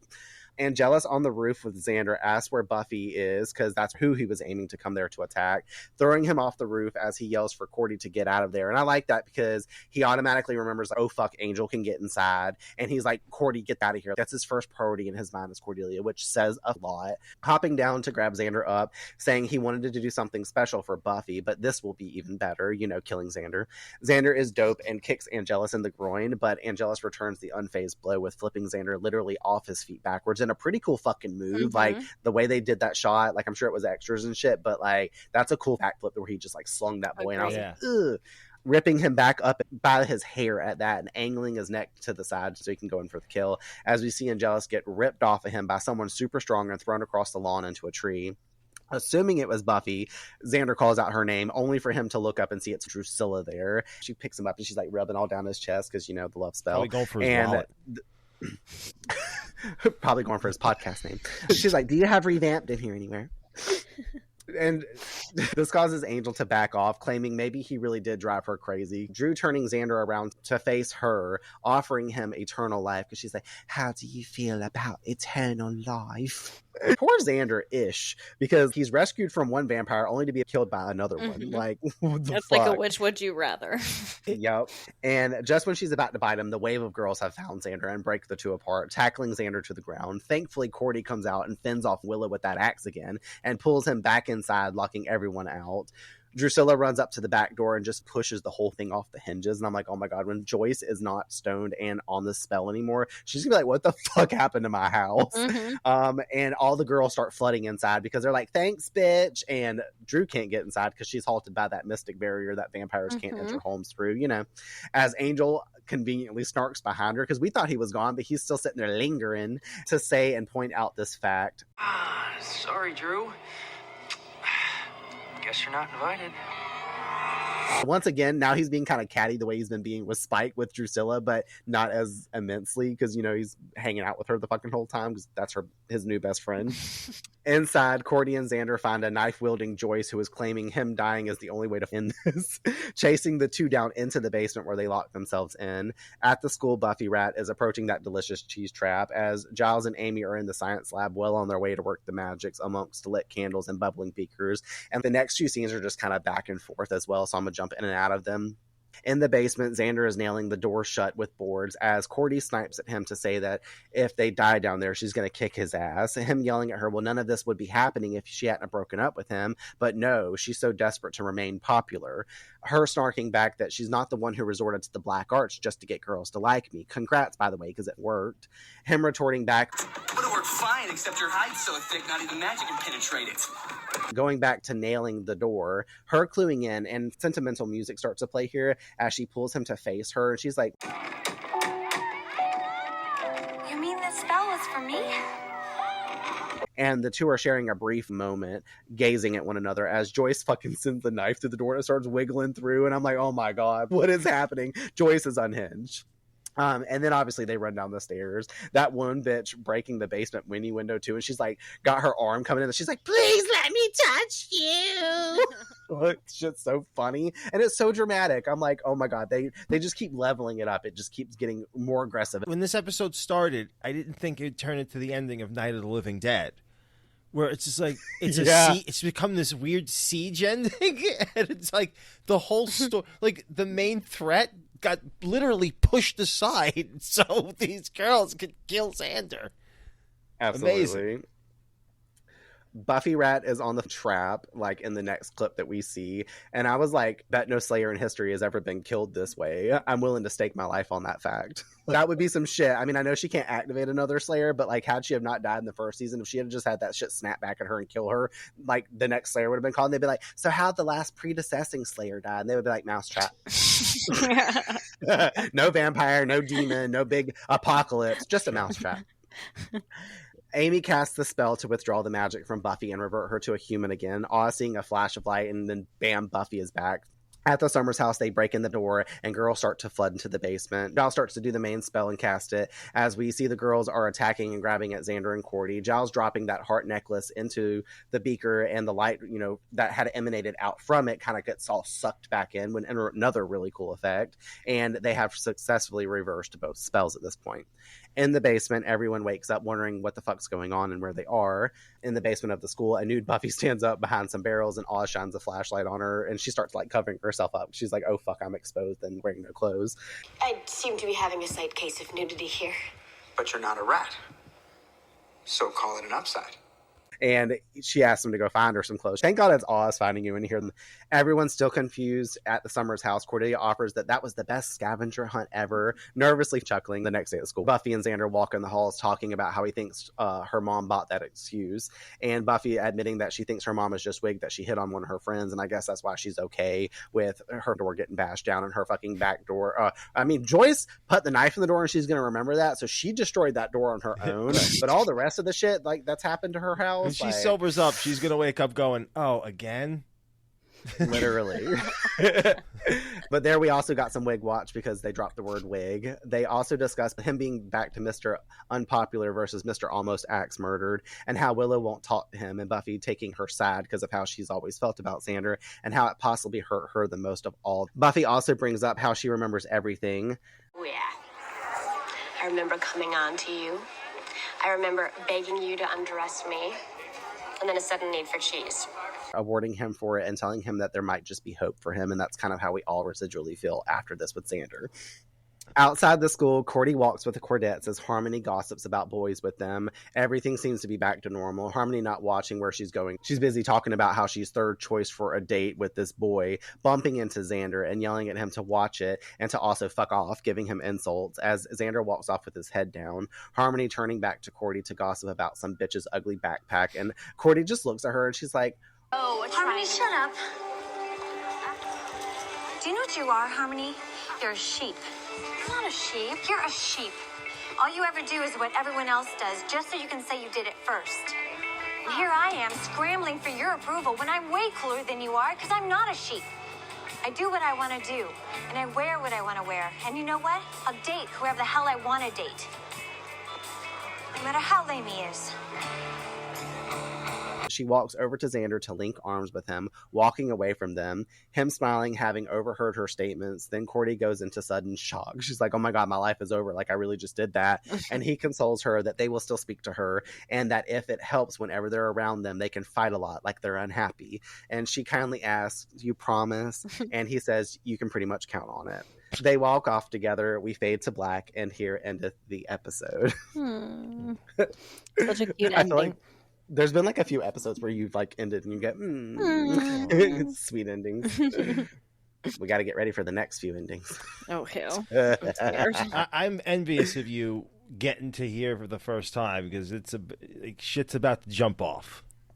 No, I'm scared now. Oh yeah, shit gets wild. Oh god! From here on out, I've said this to her every insane. 6 episodes. Yeah, it gets pretty insane from here on out. Oh no! And that's pretty much just a continuation for the rest of the fucking series. For real, too. it never lets up. There's some debatable points there, but oh hell, I'm gonna need a breather. Either way, that's the best ending. So nice to be leaving the last couple of episodes on a good note. I was just saying, but good for Cordelia. I'm always so proud of her here for standing up and making a change, and also for totally popping off on Harmony and giving her the earful that she definitely fucking needed. The only thing I will say about Xander is he left a mess for Giles to clean up, and that was what I was going to refer back to from earlier when I said I was going to mention it, because that's what happens. As he's getting obsessed over all this, Giles is having to clean up his mess, and I'm like, technically he should be helping to clean up this mess, but I guess if he wasn't on the lam, he was in there, Amy would still be distracted. He wouldn't be able to do it, so it is what it is. Yeah. But I was like, we got enough from Oz punching him, the first person to do it on the show, so I'll take it and we can move on from there. Mm-hmm. Because we finally got Xander at least get Dill to fucking blow to his face. That's for true. Everything that he's had coming to him. Oz sealed the deal for us. Yeah. Frank, do you have any final thoughts on the episode, please? It's just the cleverness of that bottom third, man. When you think it's out of ideas, it just throws some more at you. Angel pops in. Then, of course, Drusilla is also affected by, because you're always surprised when another person. And I remember watching the first time feeling stupid because I forget that affects everybody. Like, when they first get to Joyce's house, I'm like, oh, right. Like, you know what I mean? It's like, if you forget. Yeah, you're like, you take a breather for a second, and then you're like, oh, shit, no shit. Joyce is a woman, so right. duh. Yeah. And then she busts through the door, but she can't get through the door. She wasn't invited. I'm like, so many clever ideas are happening nonstop. And it's like, it's like Night of the Living Dead. And like, it's like they're just doing so many things. It's just all fun and all clever. And damn, I love this episode. It was like real treat to rewatch it again. Yeah, I thoroughly enjoyed having you like here to talk about it too, because like just your references, all of them I got for the most part. I think there was like one or two that I was like out there with, but like from fucking Fembot and the movie drops, because I love all those movies too, and it's totally like, I'm sure they pull elements of that, because obviously being fans of the horror genre, they probably use those elements all the time to help like drive the scene. And there's other stuff that we'll see that are very similar going on later down the road that they got inspiration from as well. But this is overall like a really fun episode. I fucking enjoy it. I'll always like enjoy getting to it whenever it comes up on my rewatches. So it's the best one that we've had for Xander so far. It's immensely better than the pack. Okay. Definitely, because Xander, he gets annoying. That's true. Knock it off. Moving on to metaphor, Giles tells us what this episode's about. I know it's not love, it's obsession. Selfish, banal obsession. It's easy also to identify one person who's obsessed and jealous. He is obsessed with Buffy. This episode and the dealings with Cordy and Xander parallel Buffy and Angel, whom she gave her heart to, but a magic spell converted him back into Angelus, and Angel's love into Angelus's obsession. In pursuit of that obsession, Angelus threatens to destroy Buffy's metaphorical heart, Xander, who almost uses murdering Xander as something special he wanted to do for Buffy, to Buffy. Mapping it into metaphor, Amy's spell backfired on Xander as Buffy's love backfired on her. The women of Sunnydale pursue Xander like Angelus is pursuing Buffy. Those plot lines intersect when Angelus realizes he can attack Buffy through Xander. Drew is the one who saves him from Angelus because the id must protect the heart. The heart was the focus of the id's desire, and the id needs to preserve that. Special note to comment on, the misfire of the spell is subtle yet very revealing about what it says about Xander. Amy recites, "Let my cries bind thy heart of Xander's beloved."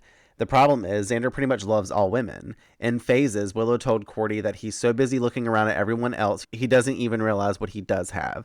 That's Xander's emotional state, which the spell picks up on. He doesn't really love Cordy. He's busy looking around at everyone else. In fairness, the way Cordy hid their relationship created incentive for Xander to act that way, because Xander is in some sense attracted to all women. The spell causes all women to become obsessed with him rather than Angelus, as it might have done if the metaphor became too literal. Buffy fun facts. Drusilla becomes one more supernatural female to be attracted to Xander, joining the she-mantis, Natalie French, and the Inca princess from Inca Mummy Girl, aka Ampada. The title of the episode comes from the song Bewitched, Bothered, and Bewildered, written by Richard Rogers and Lawrence Hart. Buffy turns into a rat in this episode, which I was mentioning earlier, as a way to accommodate Sarah Michelle Gellar's absence for the filming and hosting of Saturday Night Live. So it wasn't that Buffy was OP and that they had to take her out, which is, another way to look at it, but it's mostly because Sarah Michelle Gellar wasn't available as much as she typically is. Now we can move into our final slays. Final slays. Quote for the episode. I have two. Whenever Xander makes the blackmail comment about it being such an ugly word, and Amy being like, I didn't say blackmail, and him being like, well, that's what I'm about to do to you, so I figured I'd bring it up. Sorry if I stepped on your toes. I know you said you liked that earlier, so hopefully that wasn't one of yours, Courtney. And then my other one is when Buffy is on the subject of remembering everything while under the spell. She's like laying out all the things that she was thinking about. She's like, I remember you wanting to undress me, and then she's like, then a sudden need for cheese. She just ends it there. I like those. Well, you did take my first one about the Xander and the blackmail situation, but my second one was Willow when she said force is okay, because it was so unlike Willow. And I know that she was like affected by the spell technically, but I was just like, holy shit, it was like the last thing I expected out of her mouth. So yeah, that's my quote. For me, it's, even though it's very shticky, I love it. It's time for me to act like a man and hide. Yeah. It's so funny. You don't expect that to be the words that Xander's going to come up. Like, you didn't know what was going to come out. And It's like you do and you don't, you know, kind of thing. Once he says it, you're like, that's Xander. Yeah, he would do that. Yeah, totally. Who would you guys award Shining Slayer to?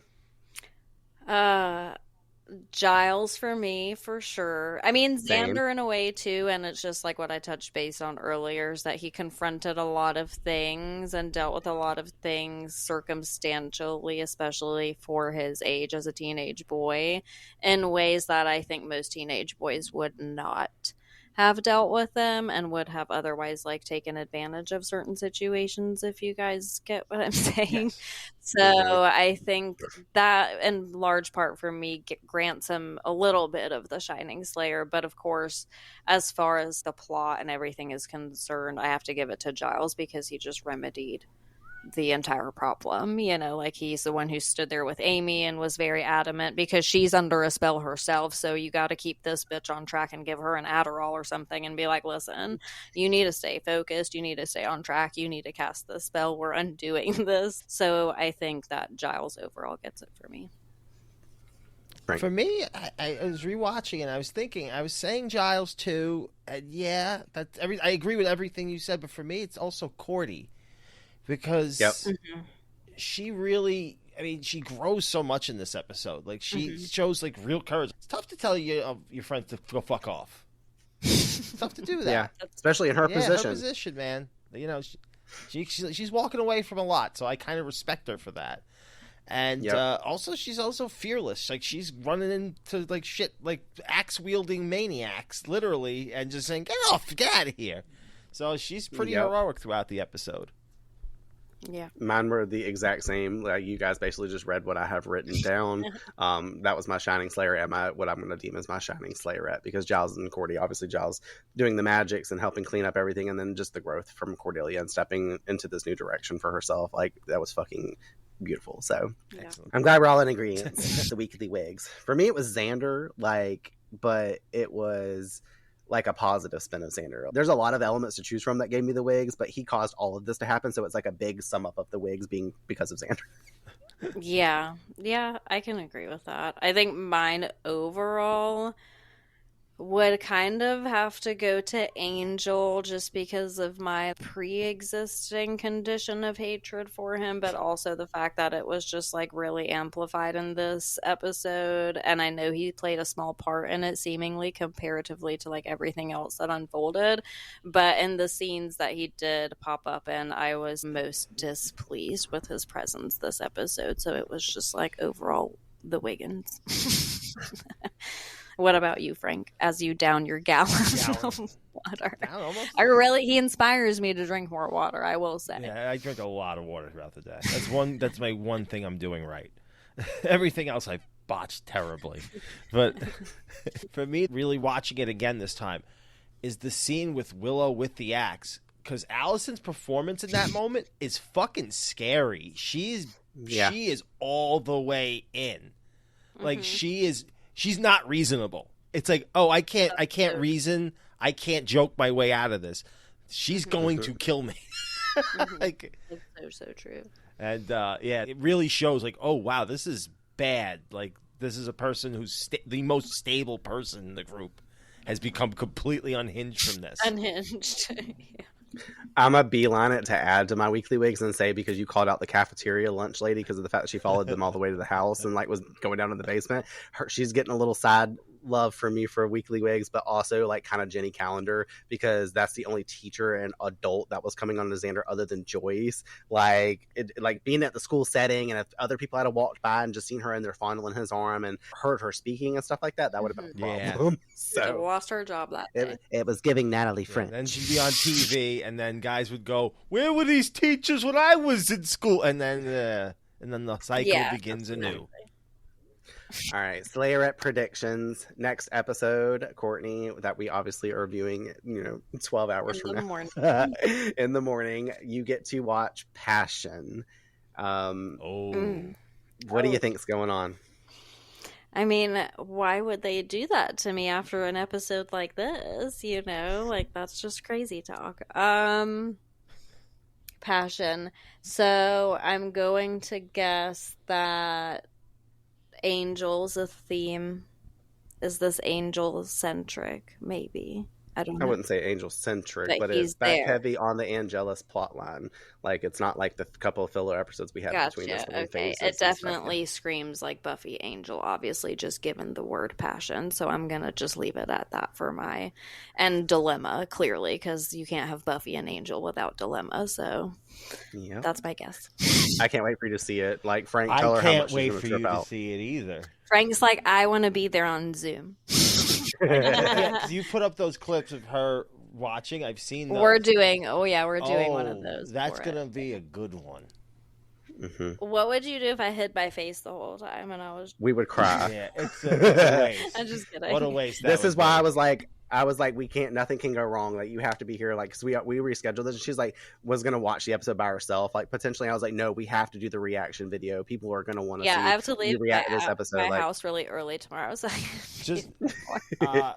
so I got to. I went to 𝐿𝐼𝐿𝐼𝐿 Con last year, which is a convention they held at Torrance High School where they shot Buffy. Oh, okay, cool. So, which is amazing. Which is like the place has not fucking changed since 1993. So you got to stand in some very special places. Wow. One of the places I'll tell Courtney which one we found was from. We got to take a picture because a scene from Passion happens here. An amazing scene. So, enjoy. I like that he's breadcrumbing. It's a good one. You're gonna have a good time. I love it. All right. Well, now that we breadcrumbed Courtney, thank you everyone for listening to our coverage of Bewitched, Bothered, and Bewildered. How do you guys feel about the Xander shenanigans in this one? Share with us your thoughts on Cordelia's growth and how you feel about everything. Big thank you to you, Frank, for coming over to do not only this, but with that interview that we did not know was happening. That I didn't know it was now happening. We're now all together in this. We just know, but you'll have to obviously, like I said yesterday, come back for another episode with us somewhere down the line. Until then, where can everyone find you and keep up with you? I'm on the X WTTF movie. I'm on Instagram as Hort Mortigan. You can find me there. I have my show for Bloody Disgusting Network, Nightmare Collective, where I do original horror stories. And I'll be starting a new show called Channel F, which is kind of a continuation of my talk show that I had with Zoning Out. Awesome. Yay. Well, all right, great. We will be back next week to discuss Passion. We have 2 guests coming over to cover it with us, so you guys don't want to miss that. Even though I know all you Buffy fans are going to be the front row for that fucking drop, because duh. Anyways, we will talk to you guys then. Bye. Bye. Bye-bye. Amy, good to see you. You're a witch. No, I'm not. That was my mom, remember? Yeah, I'm thinking it runs in the family. I saw you working that mojo on Miss Beekman. Maybe I should go tell somebody But about that's not even... That is so mean. Blackmail is such an ugly word. I didn't say blackmail. Yeah, but I'm about to blackmail you, so I thought I'd bring it up. Thanks for tuning in to this episode of Buffy on Revamped. Remember to join us next week for a new episode release as we continue our journey through Sunnydale. We also would like to hear from you, so share your thoughts. Discuss with us your perspectives on this or previous week's episodes by following us on Instagram and sending us a DM at revamped_rewatch podcast. Or by emailing us at revampedrewatchpod@gmail.com. Additionally, we will be choosing one of your messages to shout out in an upcoming episode release. And if you happen to love abandoned places but prefer them vampire-free, check out Echoes of Elsewhere, an urban exploration podcast, where I interview urban explorers about the eerie spaces they uncover, anything from haunted schools, forgotten mansions, and tunnels that probably don't lead to the Hellmouth. From history to mysteries, tips and tricks of the trade, I dive into all things Urbex. Subscribe and listen wherever you get your podcasts.